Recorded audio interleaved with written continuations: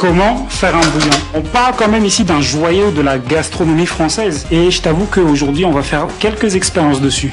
Aujourd'hui on va voir l'impact de la méthode de cuisson. Est-ce que cuire dans une cocotte minute est meilleur que cuire dans une casserole normale? On va le voir tout de suite. Pour ça on va utiliser un fond brun. Pour faire un bouillon, il n'y a rien de plus simple. Tu aurais juste besoin d'une bonne quantité d'eau, ce que tu peux acheter directement chez le boucher ou limite il peut te le donner aussi si c'est pas un radin. Des légumes pour apporter du goût et de la rondeur à ton bouillon. Pour ça, j'utilise un poireau, des carottes, des oignons, des notes un peu plus herbacées comme le céleri.